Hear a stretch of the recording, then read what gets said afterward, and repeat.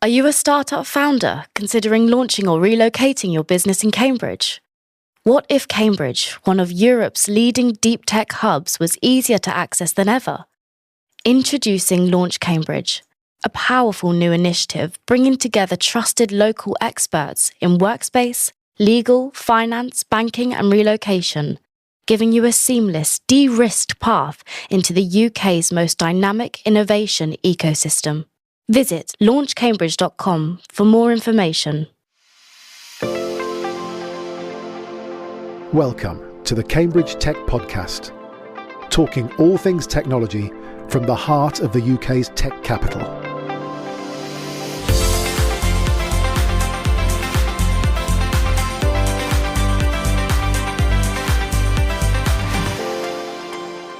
Here are your hosts, Faye Holland and James Parton. I'm Faye.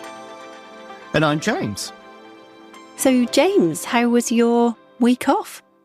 Yeah, it was a chilled kind of holiday, very much a beach pool kind of holiday. So didn't do a lot, but lots of sunshine, lots of good food. So nice and relaxed.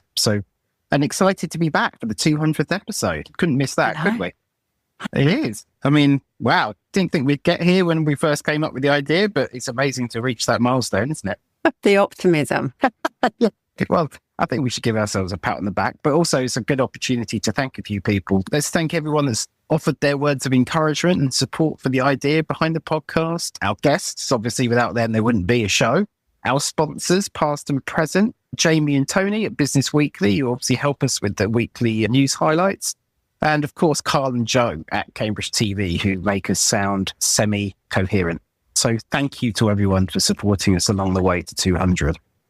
We've also teased a few changes coming. So from next week, there's actually going to be 2 episodes per week. So what we're going to do is separate the news section from the long form interview. So the news will now drop on Fridays, which will be in both video and audio versions. And the long form audio interview section will continue to drop on the traditional Tuesday morning slot. So it's all an experiment. Be sure to let us know what you think and we'll see how it goes. Yeah, it's funny, isn't it? Because we started by just doing a long form and then we started adding the updates in and then the news in and then we're splitting it out. So I think it's just a case of let's just keep trying different formats and see which ones work. So like James says, do let us know what you think. Yeah, absolutely. How was your week? Normal week, to be honest, James. Just very, very busy. I went to a dinner. I was invited by Manchester Airports Group to go to a business dinner. So I did that last week. It was very hot in King's College, but really interesting evening. A lot of the more traditional businesses were in the room from the east of England. The mood was quite negative. A lot of the talks were very much about the state of the business environment at the moment. I kind of sat there going, oh, we all know it's rubbish, but can we have a bit of resilience here as well? So that was quite interesting, but it was great to be with the people from Manchester Airports Group. I was back up in Manchester. It's very hot in Manchester. The sun always shines when I go to Manchester. Is that official? Is that the new slogan for the city or something? Could be. Could be. I'm thinking of also starting an eau de parfum of the different, like when you get off the train in Manchester, I think I've said it before, you get a really different vibe. And I feel we could bottle that. I'm not quite sure how that fits into the overall strategy, but maybe we could have a Cambridge Manchester fragrance as well. Okay, I've gone off on a tangent, haven't I? Well, we know what that would smell, right? It'd be rhubarbs. It'd be rhubarb fragrance, wouldn't it? Rhubarb? Oh, no, it's not rhubarb you're into. It's licorice, isn't it? It's licorice. Yeah, I mean, you've gone way off. Yeah, what did I think it was rhubarb? Well, maybe something else I hate. I don't know. But yeah, no, it'd have to be licorice flavour, not flavoured. Yeah. It smells. No, I don't think Manchester's known for licorice. No. Anyway. Okay, we'll scrap that idea then. Yeah, just scrap all of that. What else? Yeah, we've been prepping. We've got our big summit. So we've got an innovation summit and an investor summit on the 8th of October. So put that in your diaries, people. So just a normal busy week. Nothing of any huge consequence. Just pretty normal standard week, which is good considering how flipping hot it's been. Yeah, no, exactly. Yeah, and I guess reflected of that, there's only 2 pieces of news to share this week. Dogtooth Technologies have raised £14 million to scale in the UK and international markets. The funding is a mixture of equity from 24 Haymarket, EMV Capital PLC, ACF Investors, with grants from Innovate UK and a venture leasing facility from Keno Finance. Dogfood Technologies was founded to address one of agriculture's most significant challenges: to identify ripe fruit and harvest delicate crops at commercial scale. It has developed autonomous robotic harvesting systems that combine advanced computer vision, AI, and precision robotics. Their commercial readiness was recently demonstrated with the delivery of its systems to Dyson Farming.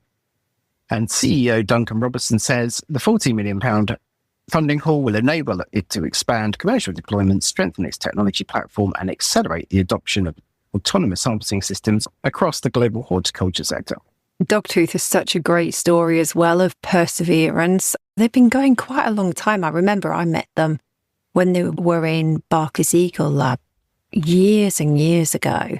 But it's really great. They've stuck to it. They've kept focus. I saw them on the news with Dyson recently. So they're doing really well. So congratulations to the team there. So the second piece of news is from World Model Data. They're a Cambridge Science Park startup based in the Bradfield Centre. They've raised $7 million in seed funding as they emerge from stealth. The round was led by Iona Star, a London-based venture capital fund focused on early-stage companies operating at the intersection of AI, data and technology. The business was founded by serial entrepreneur Raya Lucas, who is aiming to generate 1 million hours of training data by the end of the year, compared to the largest current database, which has just 40,000 hours. So huge target there for them. It's delivered as curated data sets. The next-gen technology is said to give customers, such as Frontier Labs' physical AI systems, and robotic companies a powerful foundation for training models that need to understand dynamics, predict outcomes, and make safer decisions in the real world. So well done to World Model Data. Yeah, fantastic news. Okay, so let's move on to today's episode.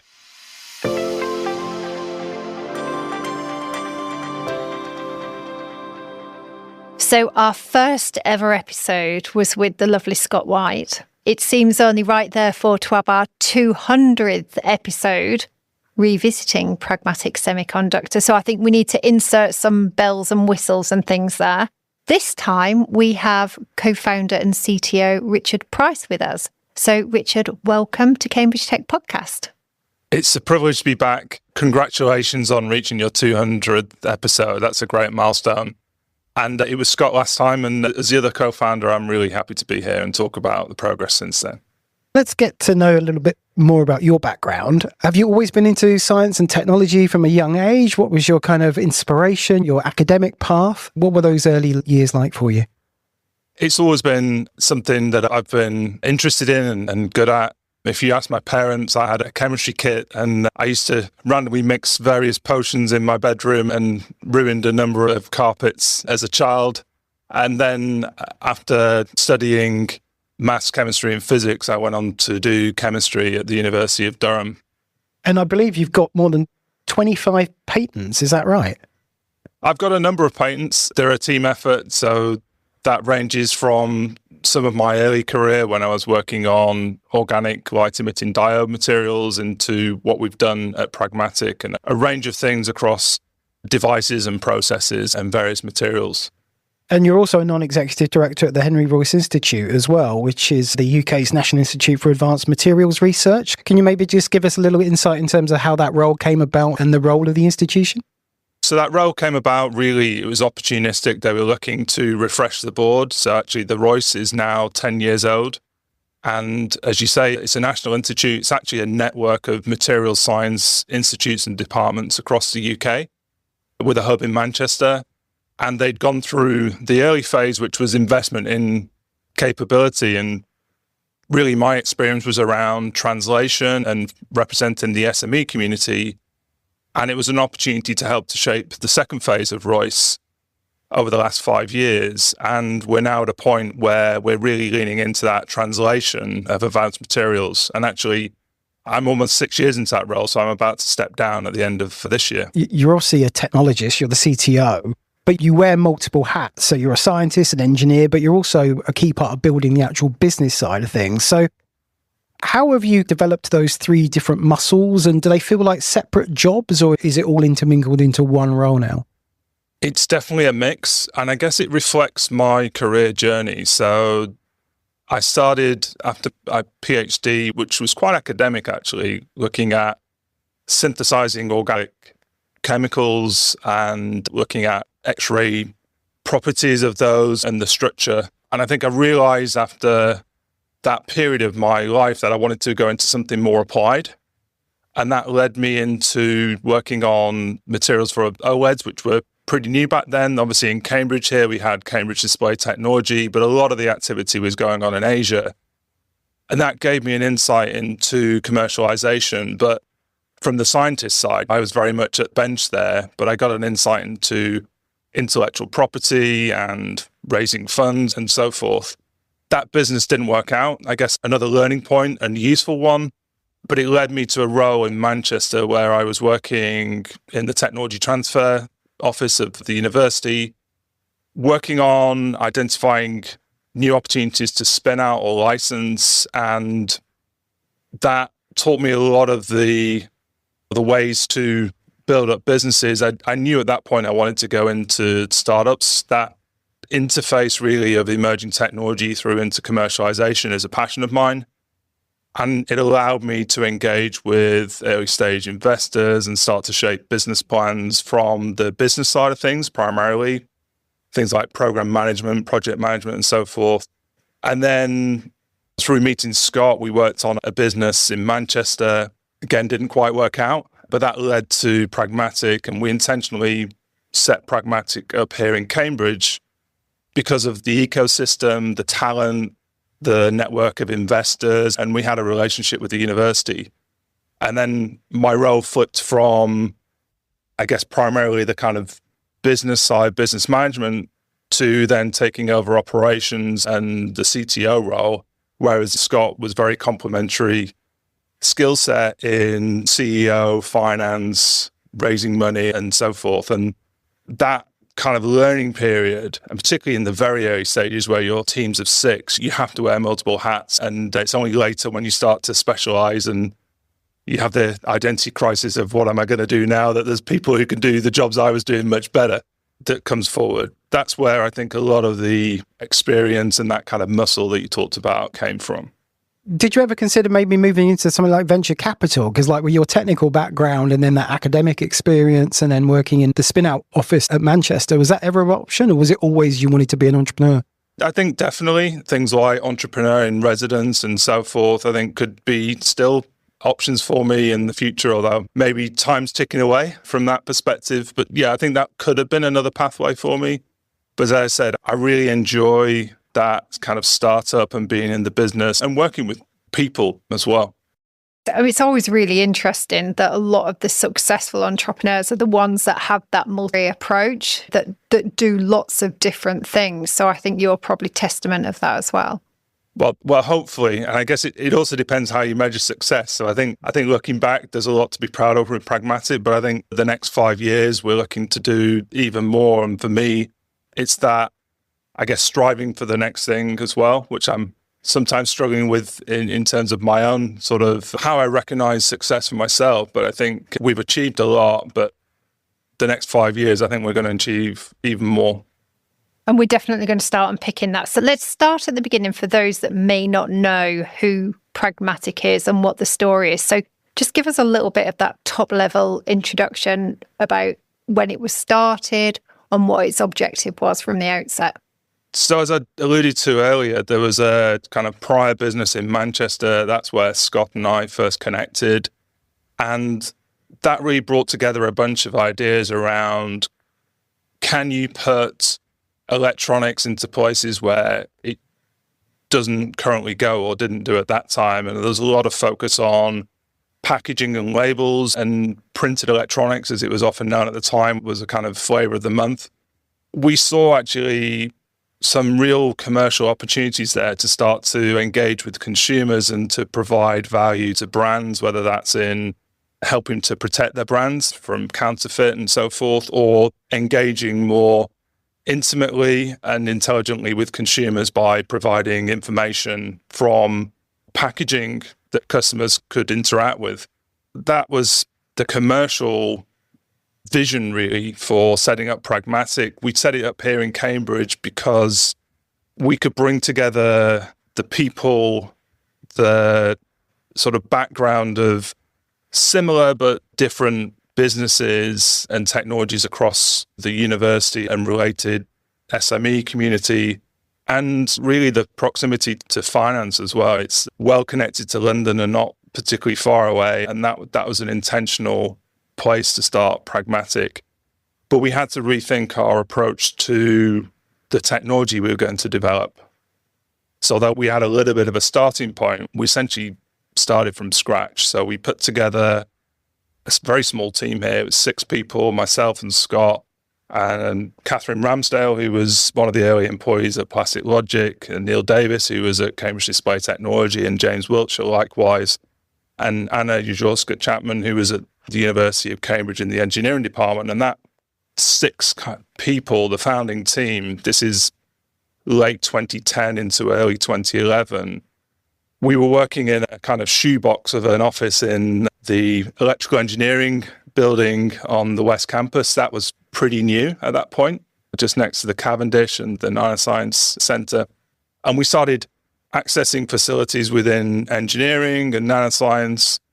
And where that didn't quite meet what we needed, we also had a relationship on the continent with IMEC, with TNO in Eindhoven, building on those kind of really strong semiconductor research at IMEC and TNO, very strong from the kind of Philips legacy in large area electronics. Some of that was around lighting and displays, but a lot of crossovers into the thin film materials that we were looking to develop. And that was really the bits that we brought together at the start of that early 2011. If you can go back to those formative days, this is like a 2-part question. I think one is related to those early employees. Did they come to you? Did you go to them? How did you inspire them to leave what they were doing and get involved with such an early stage idea? And the second part of that question is related, but more external focus. Like when you're creating almost like a new category and you're at the forefront of a new technology area, there's a burden that comes along with that in terms of educating the market, especially educating investors. So how did you tell that story, both to attract those early hires, but attract external attention as well? So on the early hires, it was a combination. So I'd met Catherine probably 18 months, several years previously, and just been struck by how impressive she was. And it just lodged in the back of my mind that this was somebody that could really help us to move the business forward. It coincided with a time in her life that worked for her. And how do we convince her to come on board? I guess maybe some naive optimism on my part to sell a vision of we're going on a quest. We don't quite know where we're going, but it'll be interesting and hopefully exciting. And likewise, Neil, I'd had engagement with Neil probably 6 to 12 months prior to that. And similarly, thought Neil could be a really key pillar from the process development side. James loves the startup, especially in the early bits. Day one, we gave him a kind of broken laptop and he was like, go and fix that, that's your laptop. And he's the kind of guy that just makes stuff work. And really, you need people like that at the very early stages of startups that are willing to roll the sleeves up and do what's necessary. And Anna, she was at the university and it was a little bit opportunistic, but you could see from engaging with Anna that she's just such a deep thinker to think through problems in the right sort of way. That's also really important, that you're grounding the work you're doing in the right way. I love the fact you said it's about going on a quest and you all just mucking in. And it must be very much because you're creating something so fundamentally different and new, but you've got to get the technology working, you've got to protect the assets, you've got to do all of those kinds of things, but you've also got to take everyone else along on the journey. So how did you manage doing all of those things? And was putting thought leadership and educating people part of that overall plan from the start? I'll come back to the second piece. I think taking people, so we go back to, I think James asked about customers, which I didn't sort of come on to the second point, which I think also links to your question, Faye. So we had customer engagement, even at that early stage. It was a combination of prototypes and piloting and mock-ups of simple things like greetings cards with flashing lights on, where we were stripping away the kind of hand-assembled wiring and going to something that was printed with flexible electronic components on it, and to show the kind of difference that you can make in the form factor, but also actually the economics of that. And similarly, we did a number of things on primary packaging, on things like bottles of alcohol primarily. That's not a reflection on the team that we work with. It was just the opportunities that came along. But again, showing what would be possible in packaging and trying to bring that alive. And that was working with pretty sophisticated, sometimes tier one brands there, and looking at how we could start to interact with their packaging and help them to convey messaging. And they were willing to go on that journey because they could see that over time there was going to be great value in what we could bring. The kind of thought leadership, I think, has grown over the years. And in the early stages, you look at marketing opportunities on basically £0 of marketing budget, of ways of showcasing something and getting it into a trade press or something like that, and getting what wasn't then called, but is probably now called viral marketing on the back of that. But as we've grown, then we're more intentional around how we do that thought leadership. I think I've grown as well in that I can separate myself as Richard from CTO, and what I've got a better understanding and appreciation of what I need to do as CTO on behalf of the business to project that thought leadership and to engage and to be an ambassador for the business. So let's talk about the technology then, because you see semiconductor in the company name and you might start thinking of silicon chips in cars or phones or computers, but it's obviously not that. So could you describe, because there's actually no silicon in the product, is that right? Yeah, so can you describe the product and why it's so different maybe than compared to, say, traditional electronics or silicon?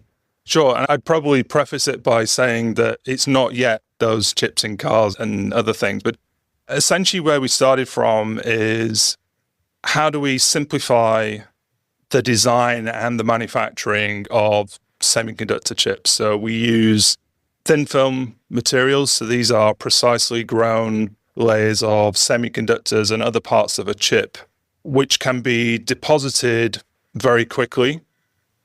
And we build them up on a flexible substrate.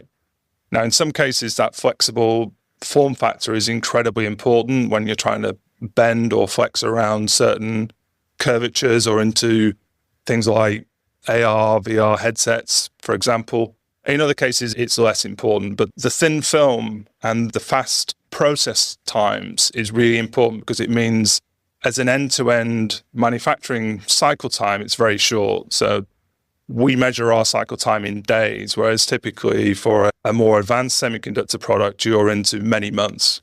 It means that we have much less WIP within our fab, but we can also move from design to test much more quickly.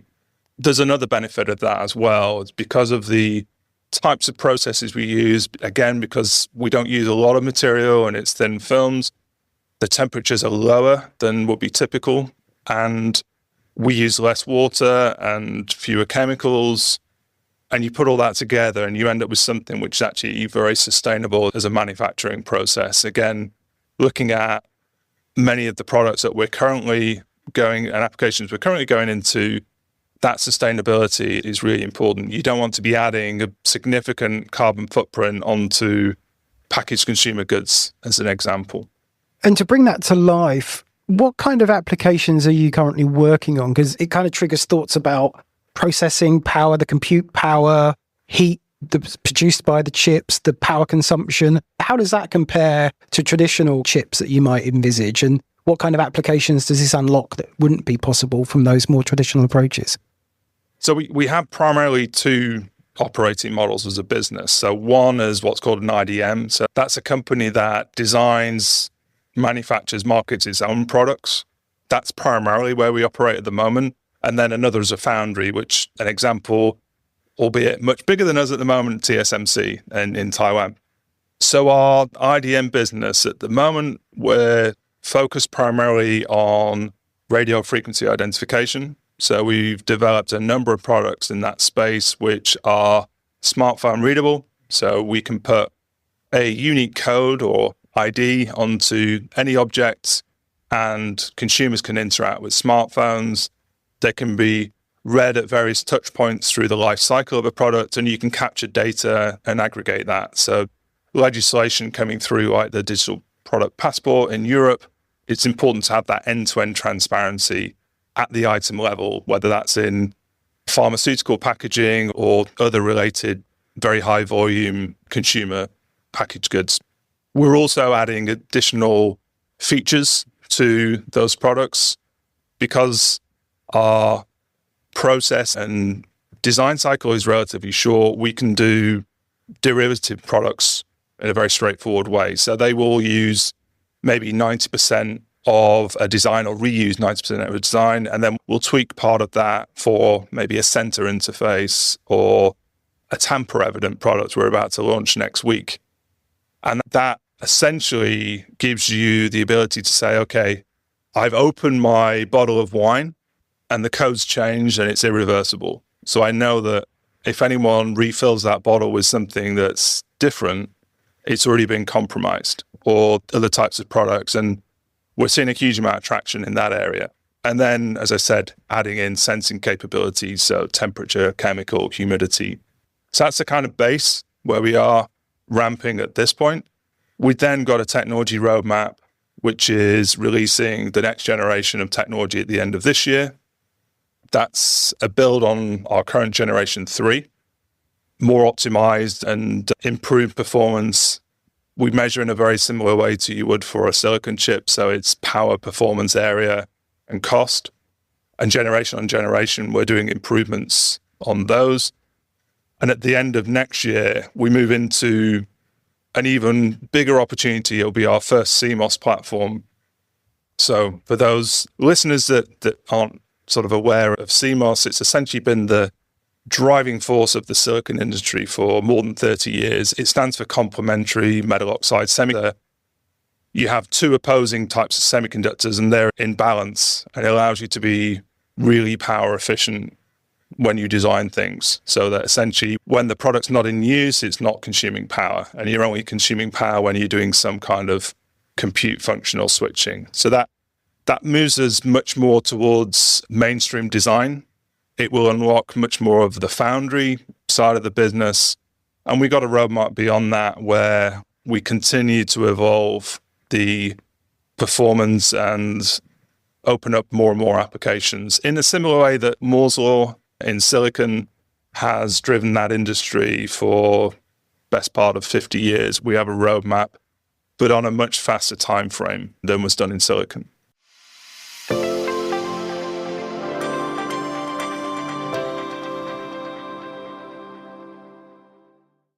Technology moves fast, and now so can you. Discover Polestar, the all-electric performance brand vehicles redefining how we drive. Precision engineering, minimalist design, and software that evolves with you.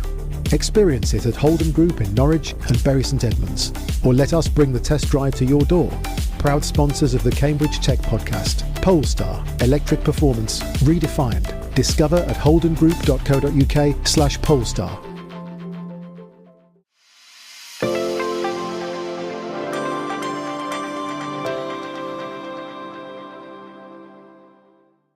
I mean, I think you've given some great examples there and really brought to life how pervasive the Flex IC can be.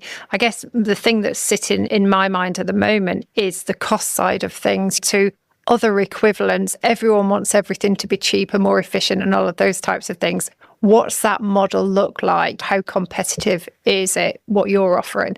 In some applications, cost is incredibly important. So when you're putting smart labels onto billions and eventually trillions of objects, then that becomes really important. And we've got a very competitive offering in that space, but there's much broader benefits as well that we see. In a number of cases, it's the form factor that's really important, thinness, flexibility, and also what that brings. So we've seen a new area of applications emerge over the last 12 months, something we call Flex IC interconnects. And this intersects with some of the themes in broader electronics and the semiconductor space around things called 3D packaging and chiplets, where you have multiple components that are perhaps manufactured on different technologies and they come together within a single system, and that system is assembled on a substrate. Often it's a printed circuit board or a flex PCB. And we're seeing more and more traction there in what we can deliver by allowing miniaturization of some of those things. So take, for example, a wearable device like a continuous glucose monitor.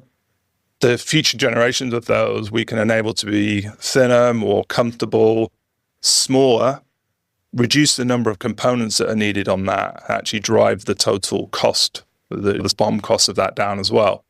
And that's important because you can then democratize that. So it can become available to many more people, not just in the Western world for the kind of worried well or the people that genuinely need that, but across the developing world where maybe the healthcare systems are less sophisticated, there's less testing, but you can give that power to the individual to interact as well. So we see quite a lot of applications in that space, not just in healthcare, also in other kind of wearable devices as well. And we're adding in more functionality over time. So it's not just a replacement for a printed circuit board, but we can put in capacitors, resistors, active circuitry, building on our core technology that take away some of that heavy lifting from maybe a more sophisticated high-end silicon chip, so you can optimize the whole system in a better way. And you touched on the sustainability side of the manufacturing process. What about the kind of implications as electronics are added to product? You mentioned packaging and stuff like that, maybe clothing, those kinds of things. As they're discarded, what are the implications on the kind of recycling process for those garments having those electronics included inside them? Is that a conversation you're having with the industry? Generally a really important conversation as well. So there are different ways in which those things might occur. So in garments, it's typically within the kind of wash label. Sometimes that's separated after purchase, but it's not always. So we have, and then eventually it's possible to make things compostable, but there's a kind of balance there of durability and compostability. We've done a lot of work on different recycling processes and outcomes. So mechanical recyclability, we got good compatibility there. We've got a nice, actually, picture of a chemical recycling process. So you take a label with one of our chips on it, in this case, it's an aluminium antenna or aerial to make the RFID tag. And you can chemically reclaim the polymer materials so they can be reprocessed. And you get left with a coil of aluminium with the chip stuck on it as like the kind of waste product. And then it's probably not economically viable to be recycling that, but it's an easier separation at that point through some kind of filtration process. And you think that's something that people you're working with, so the Avery Dennisons, they're all conscious about their net zero footprint as well, aren't they? Yeah, I mean, ESG with many of our discussions is not just ticking boxes. It's very much central to the planning of what we're doing over the next several years. For us and with our customers, we've got internal goals committed to continuing to reduce the footprint of our manufacturing, but also enabling our customers to do that as well. So, for example, where it makes sense, moving from polymer-based labels onto paper, and then that starts to become compostable for some of those products as well. Okay. I just mentioned Avery Dennison and ARM there, so I want to move us on to a little bit more of the broader market conversations if I can. So ARM is a shareholder, Avery Dennison is a customer and a strategic investor to you. So they're obviously very conscious decisions for their growth and partnership as well. What does that actually mean to you, having that level of partner involved? Has it made it easier to develop and deploy? Have there been any challenges associated with that?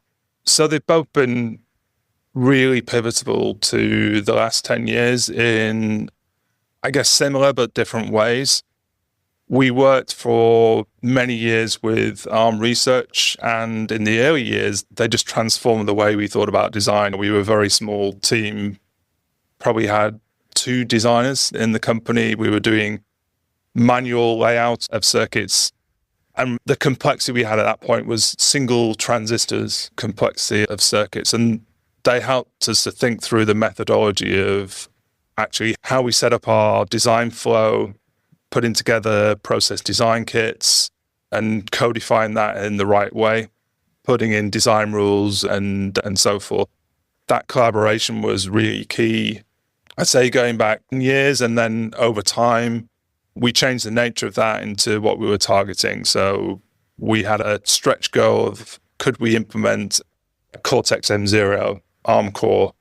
And it took us a while, but we did get there, and that was published in a pretty prestigious journal, Nature. And a number of the people from ARM have since joined Pragmatic and continued a lot of that work internally. With Avery Dennison, they've helped in a number of ways. So defining the use cases, the product specifications, so we could get that kind of product market fit in an appropriate shape. We've worked collaboratively and with some of their broader ecosystem on what's called the assembly process. So this is the process that takes the flexible chips that we make and it connects those onto eventually the smart labels. So that involves using certain types of adhesives that are conductive adhesives.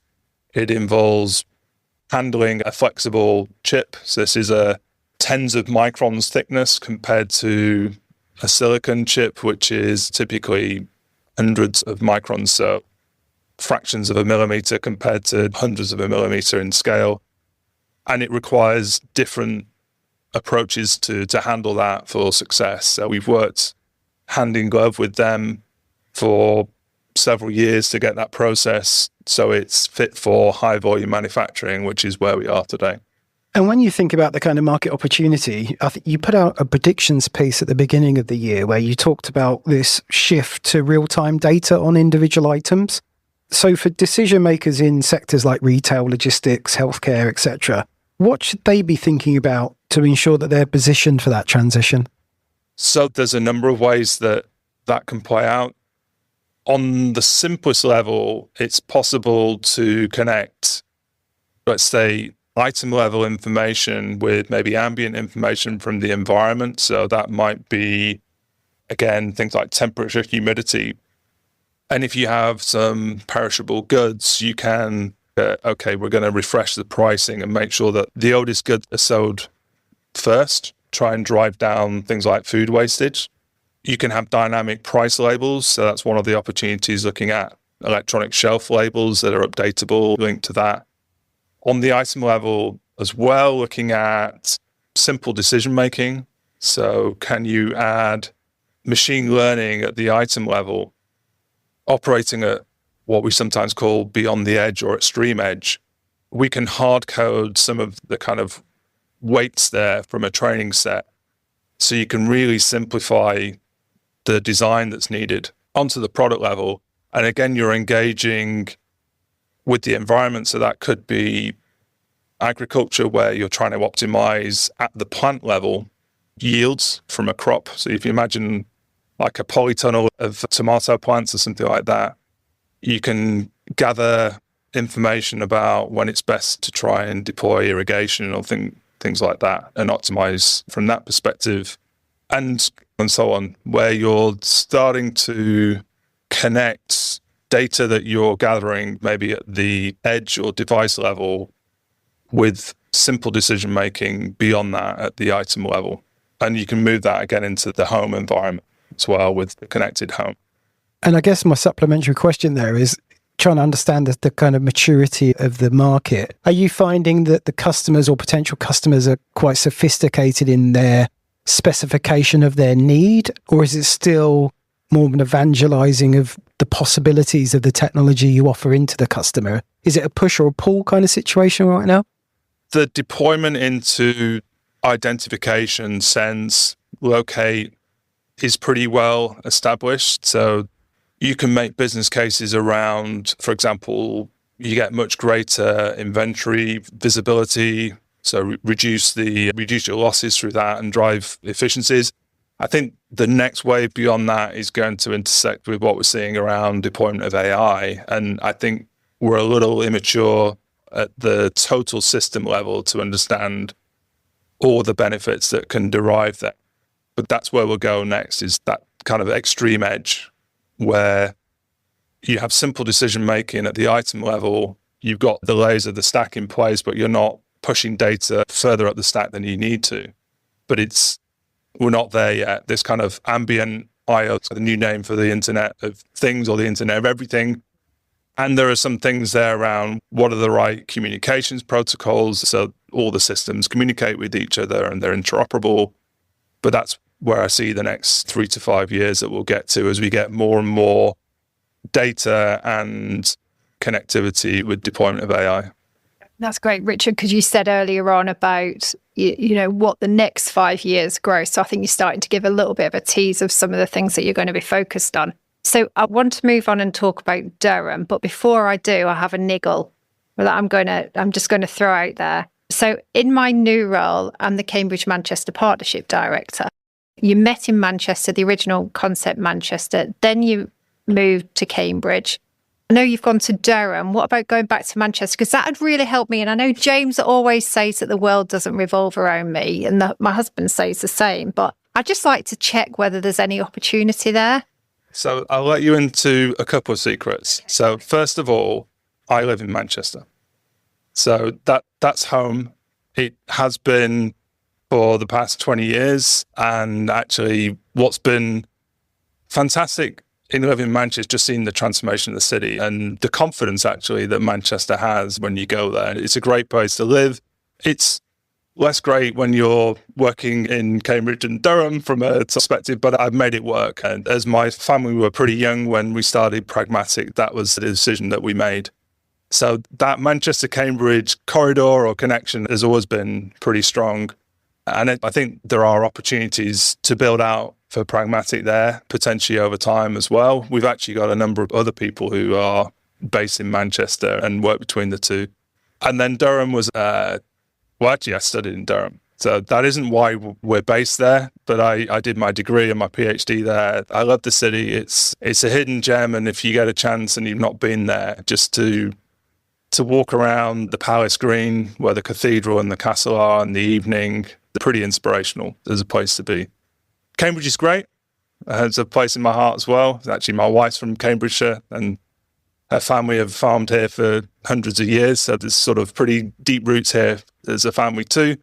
But Durham, Manchester, Cambridge, that's a pretty strong triangle for me, but probably not the one that's most common or most talked about. Well, thank you for your insights there. And I'm definitely going to be tapping you up. I just know it. Know we've connected.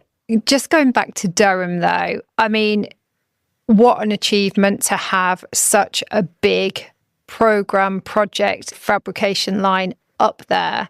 Real investment. You obviously had considerable support to be able to do that. Princess Royal opened it, which is, again, fantastic. Lots of big ticks there. But I think the key one for me is about sovereignty and the fact that we've got the ability to keep some of our semiconductor supply chain in the UK. How important do you actually think that is?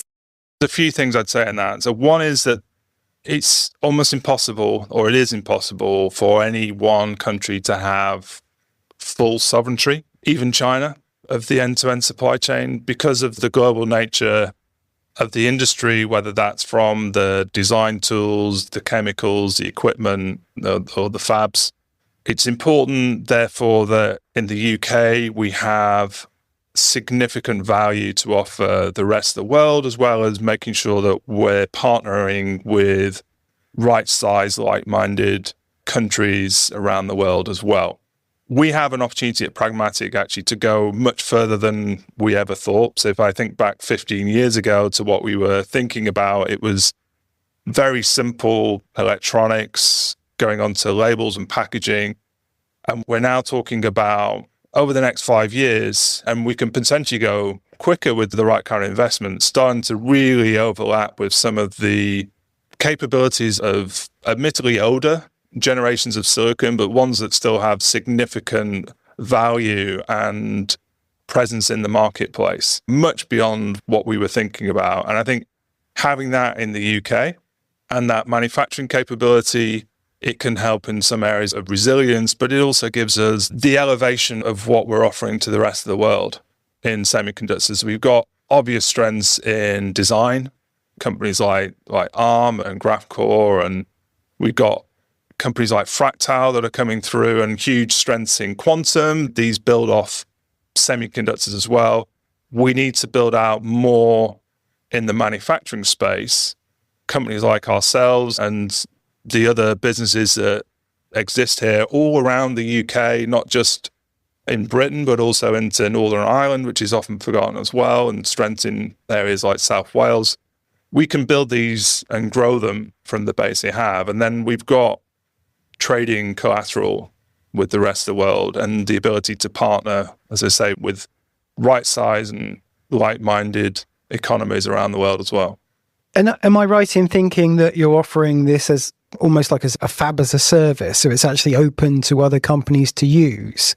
And if that's correct, do you then envisage this kind of creating like an ecosystem of UK semiconductor companies? So the fab as a service, actually the kind of third operating model, which I didn't talk about. So the foundry is the second one. That's essentially where we provide a process design kit. Any chip designer around the world can take that. It's standard software design tools, EDA tools that they can use, and we will manufacture those chips for them. The fab as a service is actually one step further. So this is where we can deploy a factory anywhere around the world. So we can put that onto a customer premises where it makes sense, and we'll operate that on their behalf to manufacture chips to their specification. That's available today, or is that a roadmap kind of thing? That's a roadmap thing. Yeah. So we've been focusing for the last several years on really bringing up high volume manufacturing at our Durham site. We're going to continue our investment in Durham. It's a real hub for our global presence. Very important for us that we have a UK hub, and that's what we're committed to. But as we continue to build, it will make sense to regionalize some of the production, resilience being one reason, but also if you imagine we're selling tens of billions of volumes into certain territories, then we can localize that production and compress the supply chains so they're much nearer to each other. So we're coming to the end of the interview, Richard. So we're going to go for a quick fire round with you. Are you ready for this? These are a selection of very random questions, but I expect quite insightful. So the first one is, you've raised $390 million. You've built this company of 300 plus people. You've opened the fab. But it's not easy building a deep tech company in the UK. What has been the hardest moment for you? Probably the hardest moment was 2014. So just in the lead up before we got the first venture funding from Cambridge Innovation Capital and ARM, who co-led that. Just running the business there, where we were at the point where we knew we could start to move into low volume pilot scale. We still only had about 12 employees at that point, but we were operating within the CPI facility in the Northeast, which is in Sedgefield, quite close to Durham.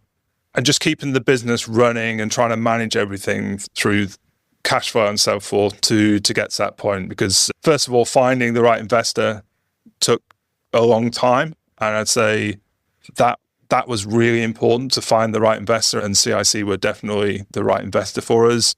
And then it always takes longer than everyone wants and expects to get through the back end of that. So that was probably the most stressful year of my life, if I was to sort of reflect back. But it's 10 years in the rearview mirror, and things always look better when you look back than when you live through them. Indeed. This one might be an interesting question, but you've been with Scott as co-founders for 15 years. That's a long time. How have you managed to maintain that relationship? I guess it started on the basis of kind of mutual respect, and we've got complementary skills. We're both pretty calm and pretty resilient as well. I mean, you already know that Scott runs ultras, and he's gone from running sort of weekend ultras to kind of week-long events and stuff. So yeah, he's incredible at just being able to get through tasks and just keep going. That's inspirational, as well as his ability to think strategically and raise money and so forth. And similarly, I'm not quite in the same league, but I do marathon running. That's been something that's come to me over the last 10 years, and it helps me to decompress. And actually, I like the process of it. It's a 16, 18-week block, and you've got to be pretty disciplined about it with a goal in mind. So those kind of things have kept that going. Have you held your meetings whilst running marathons?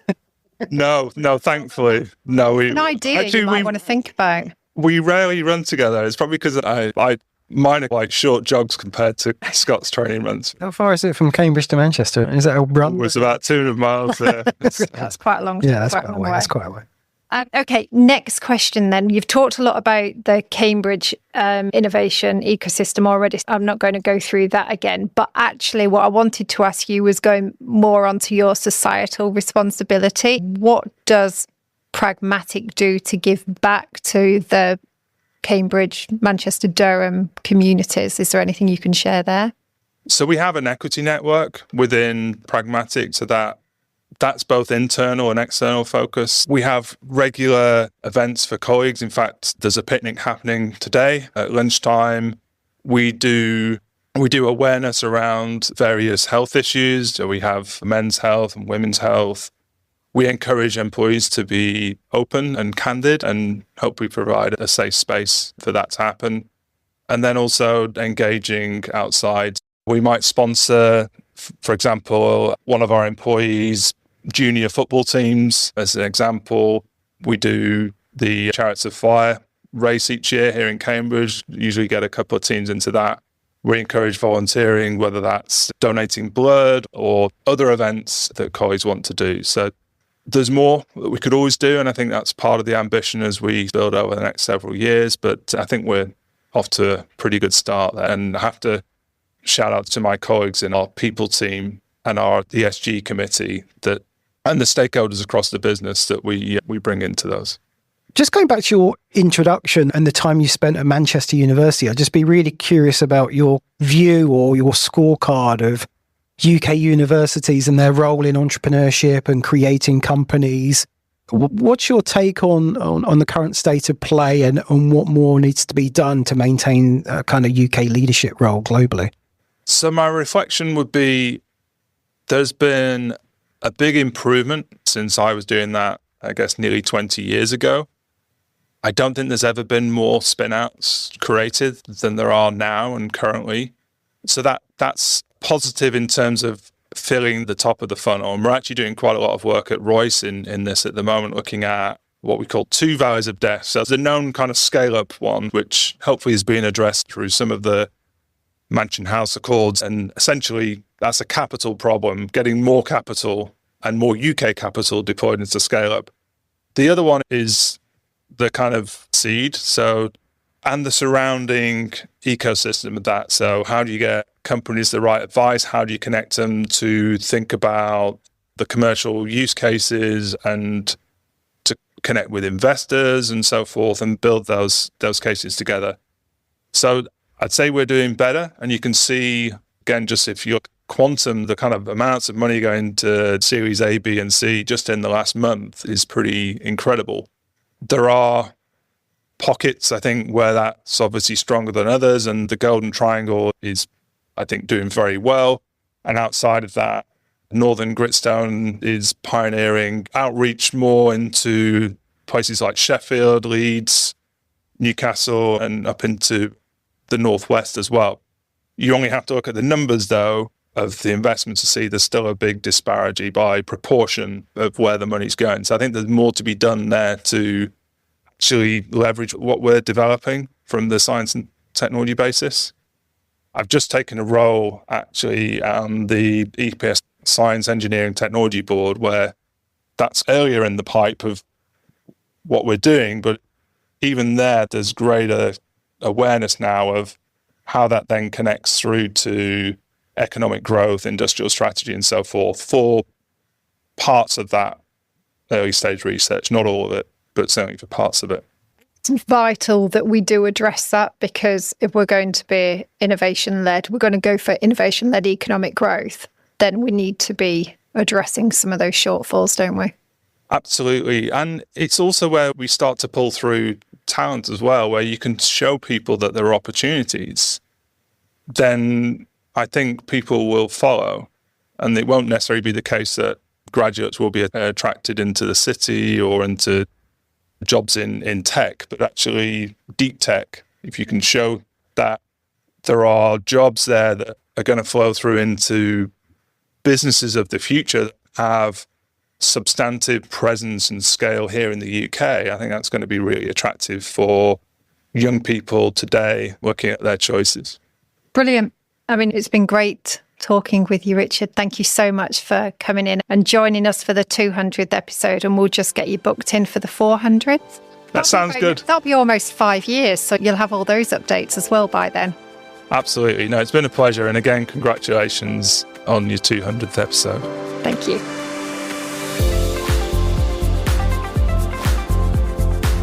Today's show was produced by Joe Donaghy of Cambridge TV and supported by our media partner Business Weekly.